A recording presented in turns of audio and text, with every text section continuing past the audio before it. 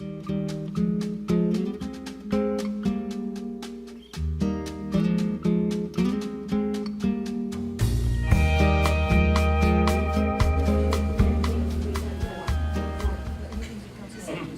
we shall start. Welcome everybody, bonjour, good day everyone.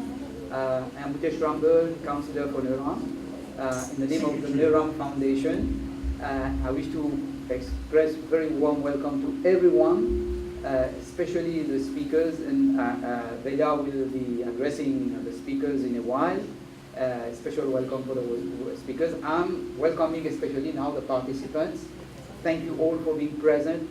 And we have a mixed crowd of professionals, nurses, physiotherapists, occupational therapists, medical doctors, and also patients and their carers. That's a very good response, and we expect more to come. Maybe there are some who are coming only tomorrow due to their work availability from their work. And I will not dwell very long. I'll just say that this workshop is a prelude to the main conference coming on Wednesday and Thursday at the Hennessy Park. Maybe those who have not yet registered can still register for the conference online for the conference, which will be held at the Hennessy Park, which is very close to here. Those who are attending today and tomorrow, please, in the afternoon we will be circulating an attendance sheet for you to confirm your attendance, so that we will prepare certificates afterwards for you to be distributed after the workshop today, so as from tomorrow. Just a few things. We'll say that this workshop has been organized within 2 months. Professor Subramania, who is here, has been dreaming about it. He came at the end of February, and within 2 months he has got everything ready for the workshop and for the conference, and has been able to mobilize so many speakers from different countries coming for the workshop and the conference. And this is really remarkable. Within 2 months this has been made possible, because he dreamt it and he made it, he realized the dream. And we'll hope that this workshop, which is a very hands-on workshop, will bring you a lot of practical tips and knowledge, of course, for you to put into practice in your workplace, those who are at home, and also for you to share with others, because neurorehabilitation is something which seems to be very new to Mauritians, and there is a lot of technical know-how, practical knowledge to be really learned and put into practice. So let's hope you all stay for the 2 days, because you will really have good practical tips to take back when you go to your workplace. Some very practical things. Tea will be served outside in the corridor, but people can move into the room which is on the left to sit down if they want when they are taking their tea. And also for lunch, it will be fingertips lunch, so you can stand up or sit down in the room there. It's on the program. We'll show you the program in a while. And the washroom are on the left, at the end of this corridor. For emergency, if there is any emergency, to go out of this hall, you have to go to the end of the corridor. There is an emergency door which takes you down to the ground floor, and from there you have an assembly point on the right of this building, just outside near the car. Okay. If I've missed anything, Veda would add up to it. Without further ado, Veda, please.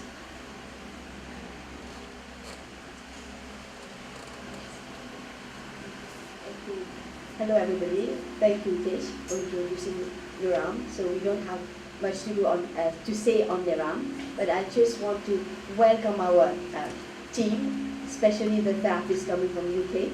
One has just arrived this morning. Thank you, Sue, for being so sharp and be on time and ready to start.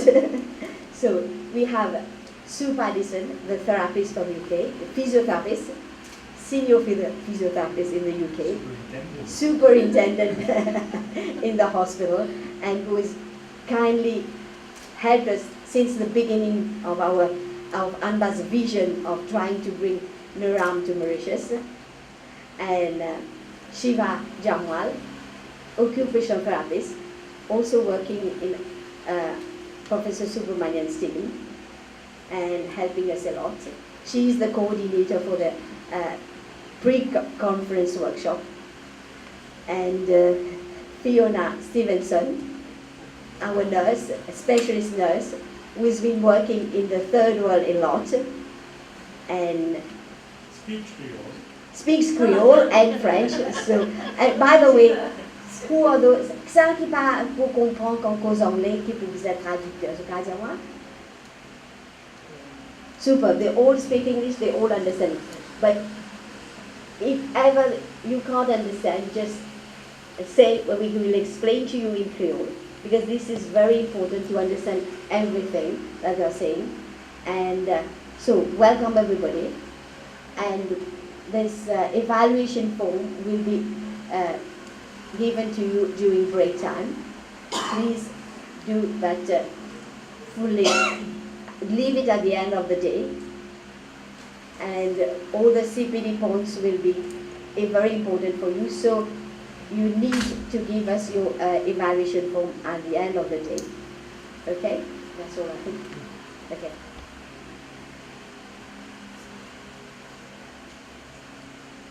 Now, Shiva, you are the one coming.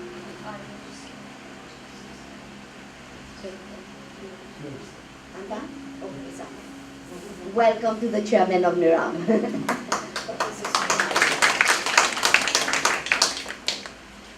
Good morning, everybody. Bonjour à tout le monde.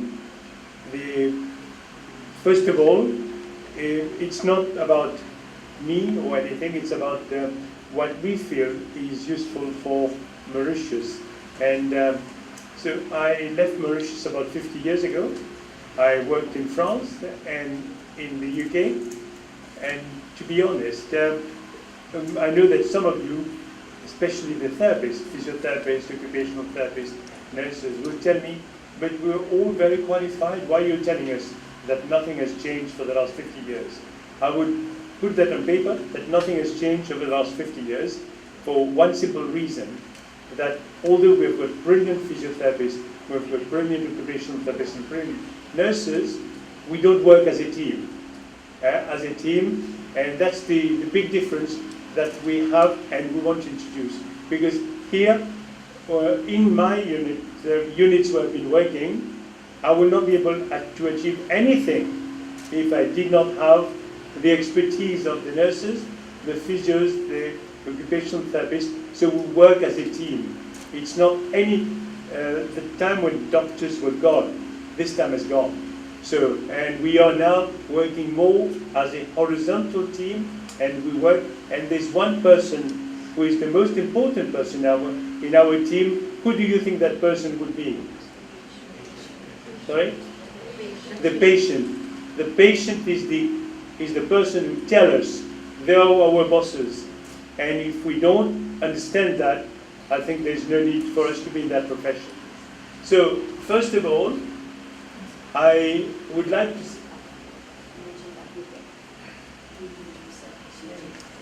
Yeah. So, first of all, I would like to say that we just kindly said that it was my vision 2 months ago, etc. That's very kind, but I live in England, and nothing would have been possible if I did not have such a lovely wife who is organizing everything for us, for me, and Utesh and all the members of Neuram team here, because they are the ones on the ground, and I do not know how many emails we exchange every single day, and so without the support of people from Neuram, here locally we would not be able to have achieved everything we've achieved. So thank you. I will not start mentioning about people to thank, because the list is so long and endless. And but most important as anything else, I would like to thank you for sparing the time to come here, and also the members of the faculty, and I'm naming Shivjit, who came yesterday from India, and Shivjit will tell us a little bit about what happened to him.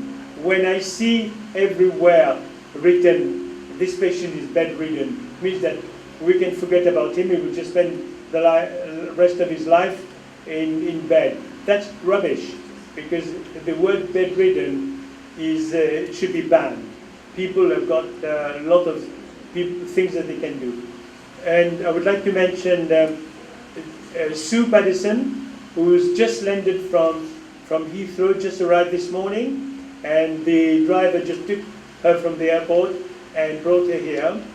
So thank you for coming, not having had time to have a rest. And Shiva and Fiona arrived over the weekend.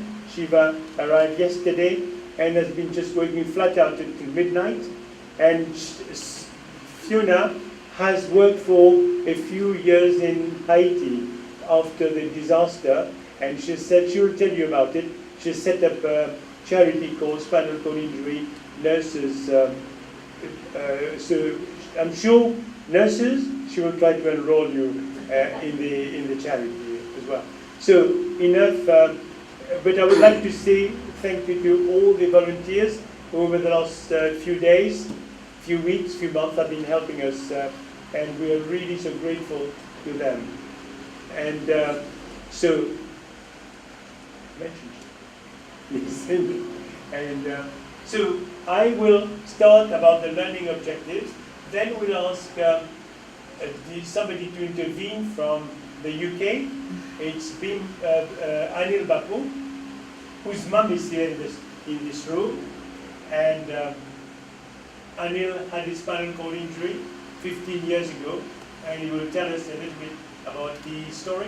He's Mauritian. He left Mauritius when he was 3 years old, and so but he will tell us more about it. And then Shivji will complement what Anil will be saying, so that we put it in perspective.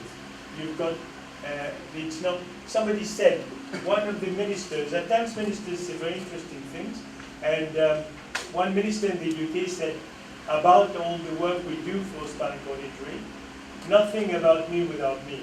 It means that we people who do not have a spinal cord injury cannot decide for people with spinal cord injury.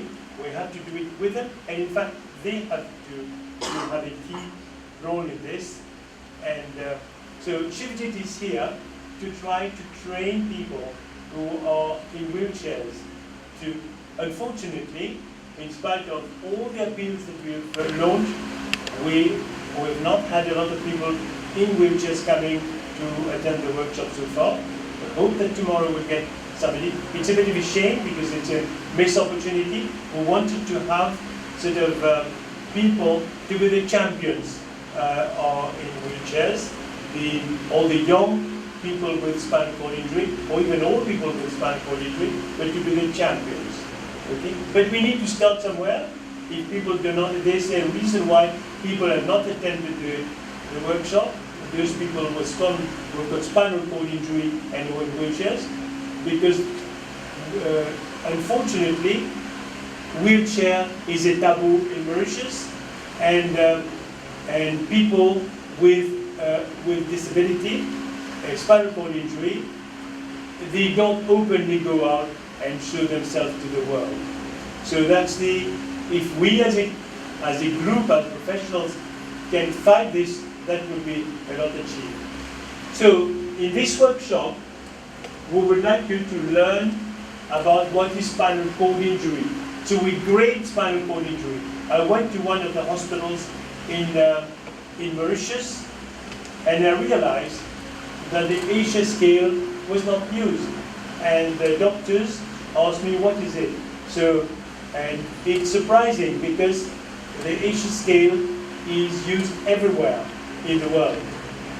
And I will not say except Mauritius, but Mauritius should follow the, who knows about the Asia scale? Does anybody know about the Asia scale? Sorry? Yes. You're excluded.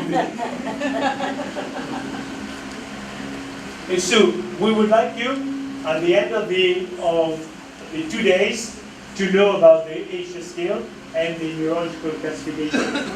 We'd like to discuss with you about how spinal cord injury affects the individual and their families.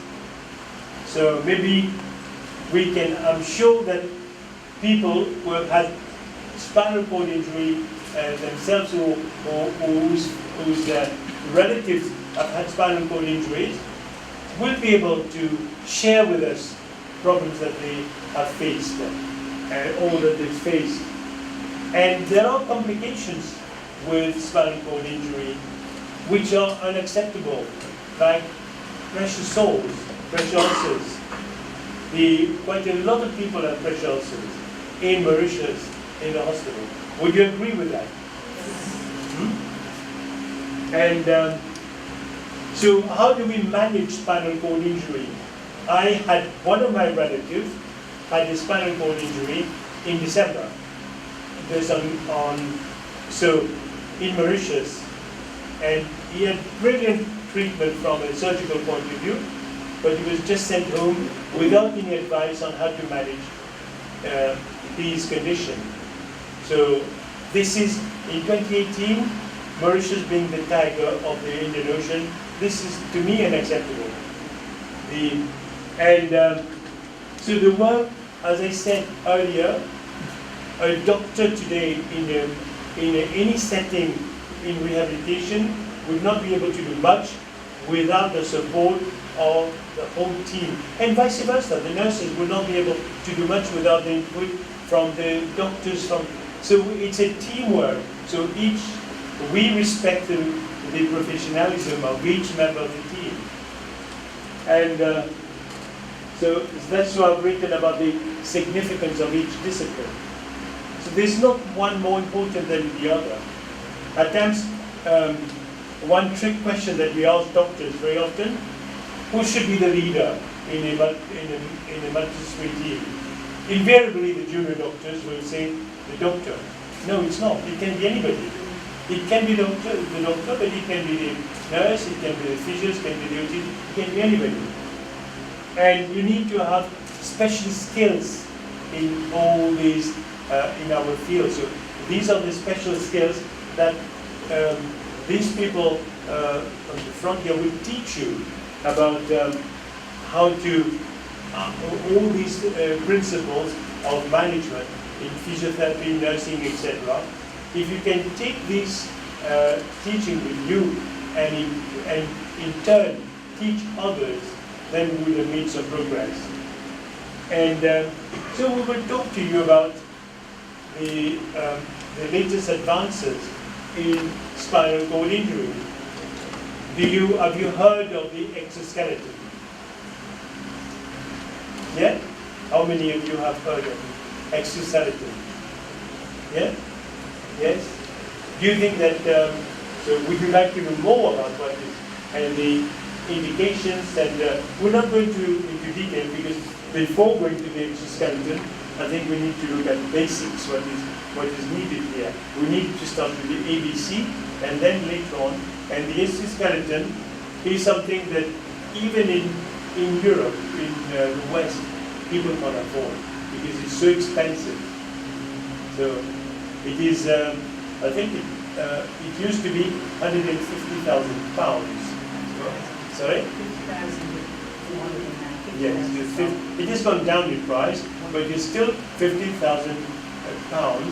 So multiply this by 45 rupees, and you just have a scale of what it is.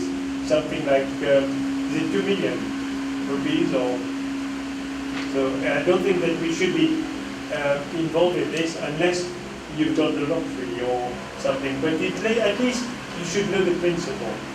So shall we play the video? Do you have any question? Do you have any question before we show you the video of Anil Batu?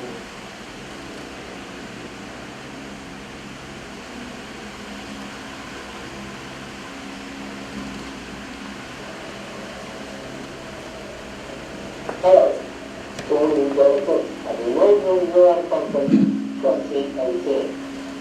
I'd like to introduce myself, tell you a bit about me and my experiences, Can you hear from explain a me? little bit about what happened to me, then a little bit about my initial reaction to small skills, and then I'll go on to explain how I started to make progress, the importance of rehabilitation and education, and then finally, what things are I doing now, some of the people who helped me, and some of the devices that I use. Okay. Okay, I promise it won't take long. If you fall asleep, don't worry. I'm sure somebody will wake you up when I finish. Assuming there's somebody awake, that is. I hope you can all hear me okay. If you can't hear me at the back, please just raise your hand and I'll speak a little bit louder. Okay, my name is I was born in Mauritius 54 years ago. I've been in England for over 50 of those years. 15 years ago, I was unfortunate enough to suffer a spinal injury as a result of an accident. I had several breaks in my neck, including quite a severe break at C1 and a dislocation at 5 and 6, which is where my spinal injury is. Following my misfortune, I was fortunate enough to be under the care of Dr. Supermanuel at the spine unit in Salisbury, UK. Everyone will react differently, and there's no right or wrong way. These are just some of the ideas and thoughts from my perspective. Some of you may already know these things, or some of these things. Some of you may not. Some of you may be in a similar situation to myself, and may be thinking that the future is pretty bleak.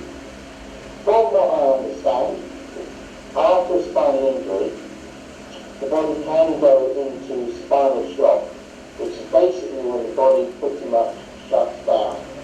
After that period of time, things do start to settle down and improvements can occur. Even after I came out of spinal shock, I was not able to do much at all. I could barely lift my arms, I could not feed myself, or brush my teeth, or look after myself in any way. Initially, I really thought that would be the limit of my existence. How would I manage? I could barely sit up without falling to one side. Was I going to get out of bed? And even if I could get out of bed, would I be able to go out? Because I don't have any control over my bladder or bowels. I have a wife and we have 3 young children at the time. So how was I going to be a proper husband and father to them? All of these things were going on in my mind. However, I do have a positive outlook, which helps, and slowly things did start to improve. I was eventually able to sit up without walking too much, and the nurses at the hospital were finally able to brush my teeth for me, which wasn't easy because I am very fussy and used to take great care of my teeth. I didn't like them doing it, but at least it was better than not having them done at all. After about 20 years, I was finally able to get showered and have my hair washed. So things were starting to look up. I didn't smell as much anymore. Just by removing things face down. Then, when I was well enough, I started physiotherapy in hospital, which was really important just to get my body moving, muscles and joints moving. But it was all very little and passive, but it was still moving, which was essential to stop things seizing up and wasting. The movement was also good for circulation too. I started to learn and understand about adapting how I thought about my daily routine and what sort of things needed to be done to prevent health problems. Things like drinking plenty of water, to keep well hydrated. This has numerous benefits. I also started to learn about skincare and how to keep the beauty catheter, to learn how to make sure this is kept safe and clean. So, for anyone in a similar situation, I would say it's very important to learn about your individual risks as well as general ones. If you can reduce the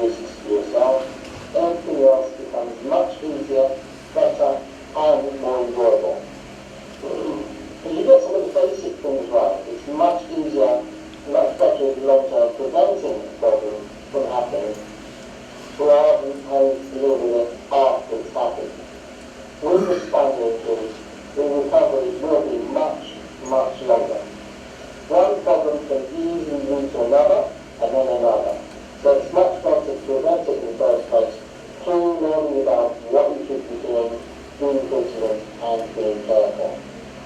I began to understand about skincare and pressure relief, keeping the skin clean and dry, staying hydrated, moisturizing, which is also good for circulation and general skin condition.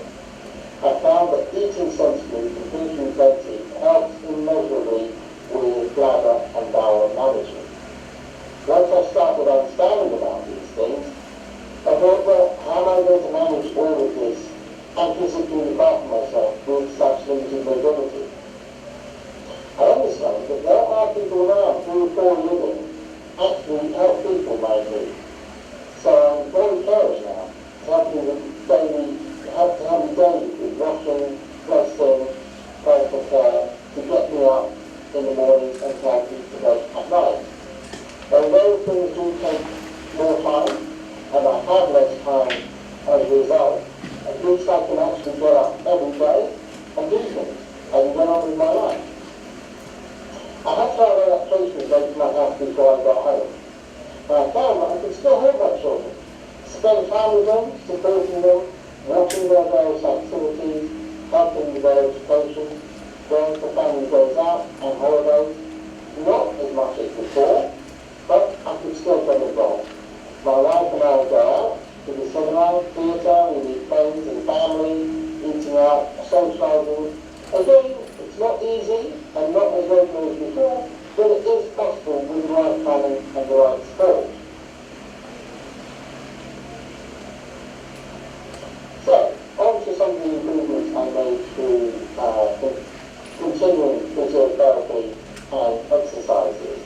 The range of movement in all my joints is much better. No sign of seizing up at all. I'm generally more stable in my wheelchair. I can brush my own teeth at last. I can use a computer. I can send text messages, write, feed myself. With all of these things, I do need help from others to a certain extent at some stage. I cannot do them as well as before, but at least I can still do them. I am lucky enough to have people who help me and support me. District nurses, carers, family and friends. I would not survive without them. Some of the technology and aids I use every day are a powered wheelchair with a pressure relieving cushion, a hoist to get me on and off the chair, an adapted vehicle so I can get out, a wet room and shower chair, a medical bed with a pressure relieving mattress, and something called an environmental control unit, which does help me to control quite a few items around the house. So, to summarize, although things look pretty bleak to start with, given the right support and the right attitude, frame of mind, education, rehabilitation and care, those who have had spinal injuries, strokes, or neurological or physical impairments can have a meaningful, rewarding, happy life. Thank you for listening. Please wake up the person next to you.